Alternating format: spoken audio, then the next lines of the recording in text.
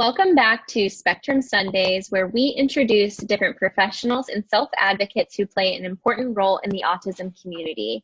And today we're also excited to bring back a guest from the Miss America organization to help showcase what all we do in our communities.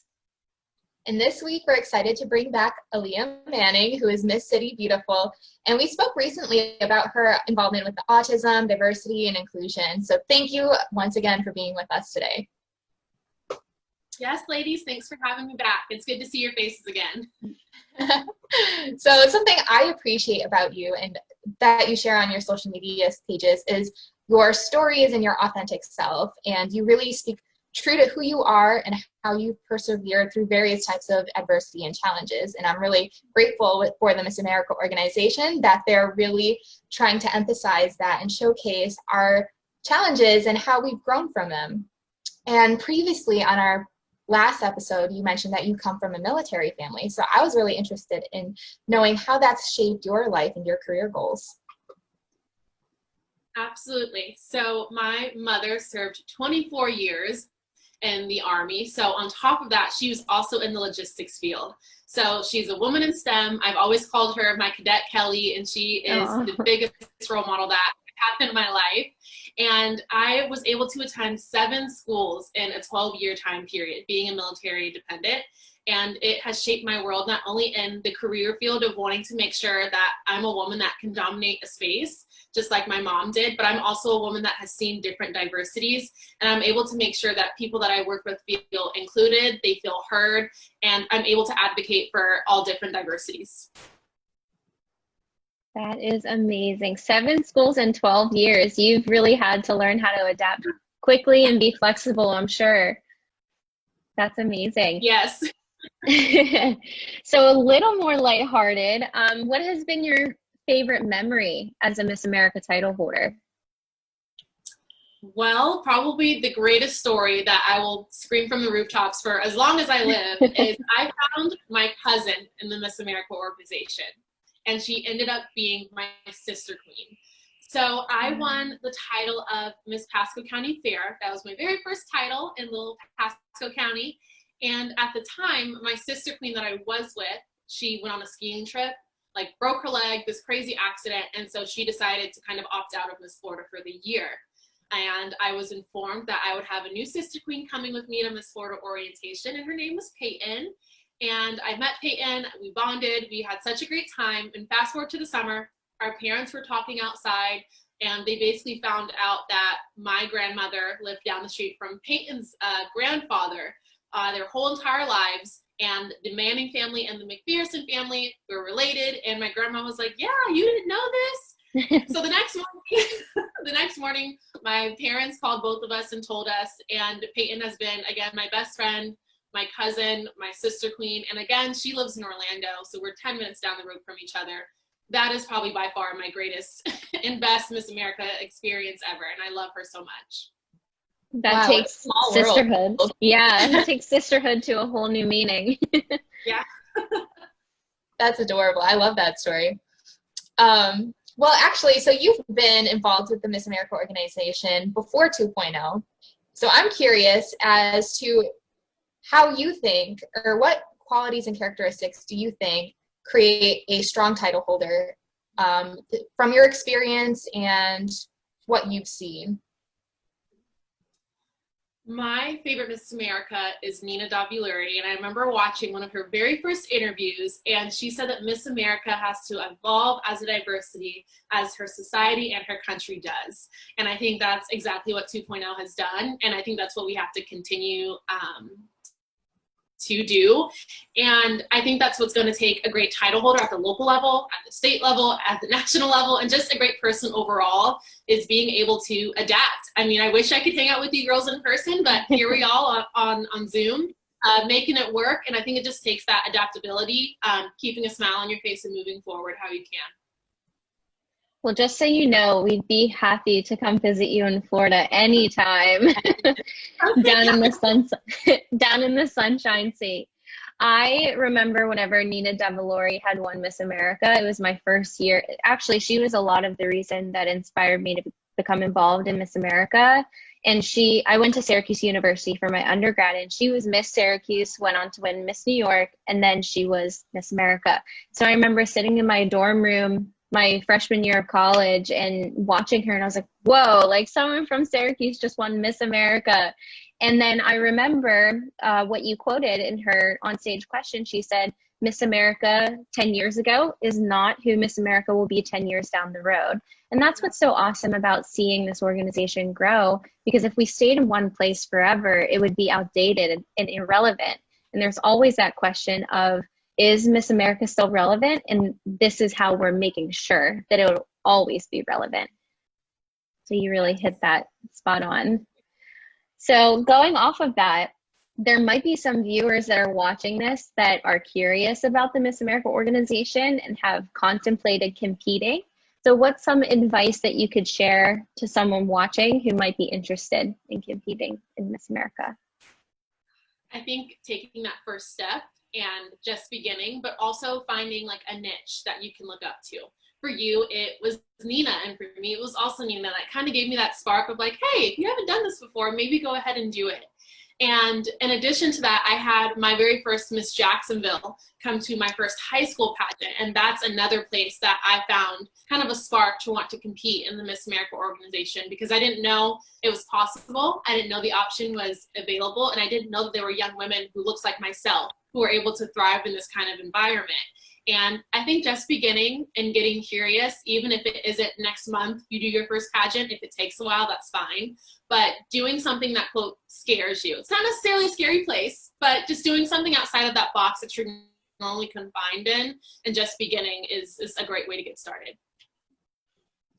Yeah, I agree with that. And there's a really great quote that says, freedom is on the other side of fear. So if you can get through your fear, yes, you'll be set free, and you can move on to the next bigger thing that scares you. Well, Megan and I love connecting with other title holders like yourself who share our passion for the autism community in particular. So what are ways that you've helped your community and can suggest for other people who are not title holders? I think social media it's at our fingertips. I mean, everyone that's with us right now definitely knows that. A new resource and tool that I have found is actually through Facebook. So wherever you're watching this, wherever you are in your local community, if you type in the name of that community and then autism after that, there's Facebook groups for people all across the world where they can advocate its caregivers, its parents, its teachers, and they ask every single question under the sun. They're providing every single resource under the sun. It's all in this Facebook group.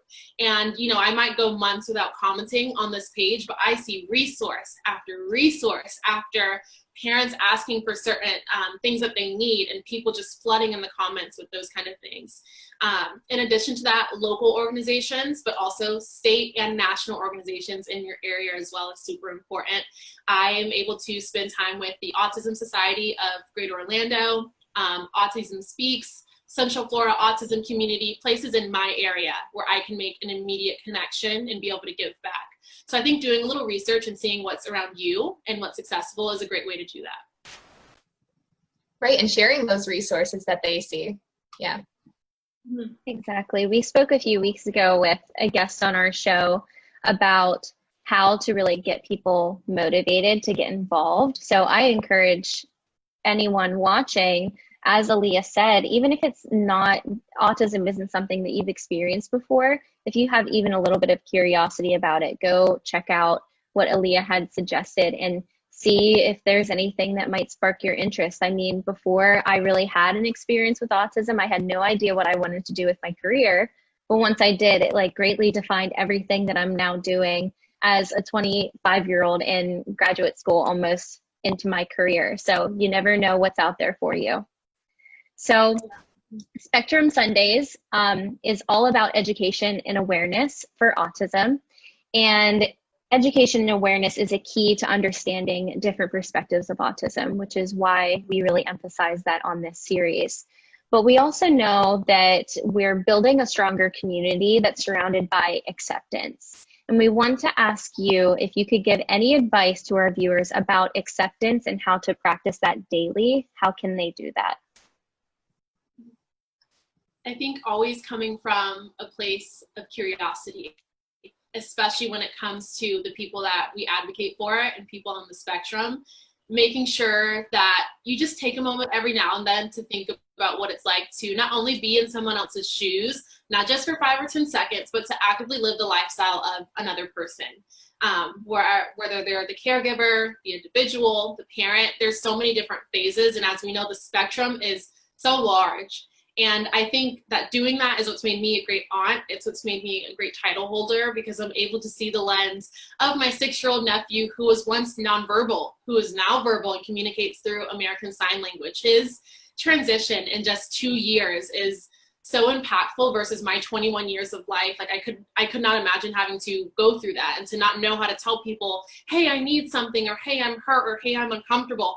I haven't had to experience that yet, but my nephew, who is 5 and 6 years old, he's had to go through that lifestyle, and he's just a child. So I think, again, going back to doing your research and watching a couple videos and just trying to actively think about what it might take and what it might look like to be someone else will add to, you know, the love and the compassion that we give not only children with autism, but everyone in the world. Right. And if I could add to that, this transcends past just disabilities and autism. It goes to all different kinds of minority groups, diversity. You know, we are America because we cultivate this culture of diversity. And that's something that we need to put ourselves in each other's shoes, especially right now with everything that we're experiencing. So that's a great piece of advice. Thank you so much. Yeah, thank you. And I really love the example that you gave of how your nephew was nonverbal, but now he's able to speak and express himself, which is a really great accomplishment, especially for children who are very young. And to this day, I get a lot of parents who, I wouldn't say complain, but are very worried that their children won't grow either verbally, or sometimes they're having a lot of behavioral issues. And I think it's really important to share success stories like that, because it gives them hope and it gives them the potential to see their children grow. And I think it's important to talk about some of the misconceptions and the stereotypes around the autism community. And do you have any others that you think are important to talk about or important to clarify for some of our viewers? Yes, absolutely. I think going back to the story and the spread of the spectrum. So in the Miss Florida organization, we still have the mentorship program, but in different states, they're called different things. So here in Florida, it's the Sunshine Prince and Princess program. So my Sunshine Prince, his name is Liam, and he is 7, and he is also on the spectrum. Liam has always been at least a year or a year and a half past his reading level for most children his age. He's extremely high functioning. He is such a smart cookie, and I just love him so much. And in transition to my nephew being about a year behind Liam, Zaire is at a completely different place. You know, Liam has been speaking from a very young age. He can tell you exactly what he wants. He can read a book to me, and he has a fascination for sports. In transition, Zaire loves dinosaurs. He loves lights. And for the most part, he will not speak to you if he doesn't know you. So again, if you just see them at the grocery store, you would see 2 young boys, but these 2 young boys see the world in a very different way, and they will interact with you in a very different way. And as we know, that goes from young children to, again, adults, people who are in their 20s that also have autism. They might interact with you just like we are right here today over Zoom, or they might interact with you as if they were developmentally a child that's still in elementary school, or a child that still has middle school values and interests. So again, research and videos and just reaching out and having the conversations. I mean, you have 3 young women right here that would love to tell you all that they know and would love to do that research with you and just start those conversations. So again, just having that curiosity, stepping in those shoes, but also taking a moment to look outside the window and see the view as well.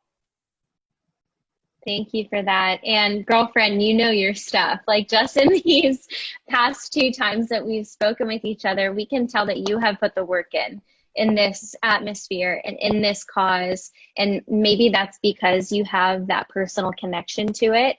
So we want to ask you to share what you follow as a blog, a podcast, or any of those resources that you find your research, so that you know that you're going off of something that is evidence-based or there's facts behind it to help you become a better advocate for this type of community? What do you use to keep up with all that? Absolutely. Here in Jacksonville, where I live, we have the Jacksonville School for Autism. So I'm able to follow closely with the director behind this school and some of the ABA therapists and teachers as well. In addition to that, Autism Speaks is kind of the first outlet that my sister and I went to when we didn't know what questions or answers or actions to take in regarding my nephew and his progression. So I definitely would follow Autism Speaks. A couple of people in my local communities that have Instagram followings, there's a mama bear and her cub. Beautiful woman, beautiful family, and she has like day-to-day posts and videos of what it looks like behind the scenes of raising her child who has autism. And just keeping track, again, doing that research and kind of getting curious about different people in the area, but also having those national platforms of people that have done the research and making sure that you have the statistics and the science and the evidence-based facts about our children and how we can make sure that they can live the most productive life that they can. Awesome. Thank you. It's so easy. Like you said, social media is right at our fingertips, but we can't always rely on what we see. So finding an organization that is established and also finding research articles that have done studies on certain facts that are being put out there on social media, just to know that you're filling yourself with knowledge that has some value and some sustenance to it. Mm-hmm. And switching gears a little bit, we know that you're not just a very successful person, but you're a very busy person. So we're also, Megan and I are very busy people, and we love talking about tips and tricks that we use to manage our busy schedules. So do you have anything that helps you, either a routine, an activity, or maybe actually something tangible that you use, like a planner or a calendar? Yes, I don't know if you guys are into astrology, but I'm a Virgo, and Virgos are very detail oriented. So I always have a planner. I've used the same pen since I was in high school. It's a Pilot G210. They're sold in packs of 2. They're awesome. And I love using colored pens. So I've had all the same things since early high school and starting college. I have a planner, and I always start every Thursday preparing for the week ahead. You don't want to start on Sunday, because why would you prepare 24 hours ahead? You got to get a little bit ahead of the game. So I always plan for the next week on Thursday or Friday. In addition, I set aside time to read books. I have my little case over here, reading books and journaling, and just really setting time aside for yourself. We live in this body 24/7, and it's the only body that we get. And we're kind of the only people who can talk to ourselves internally. It's just me. So just making sure that I feed that voice, and I'm being positive to myself as much as I can, and taking time aside for myself in the mornings and right before I go to bed as well. Yep. I love that. Well, those are all the questions that we have for you today. We have thoroughly enjoyed getting to know you, Aaliyah, and you are just so positive, and I hope that if nothing else, people pull out of this that Miss America organization girls are real, and they're smart, and they're accomplished, and you are living that every single day. And I cannot wait to continue to watch your journey to Miss Florida. Good luck and best of luck in all of your endeavors going forward. Yes, ladies, right back to you. Thank you so much for having me. Of course. Thank you, everybody, for watching. We will see you next week on Spectrum Sundays.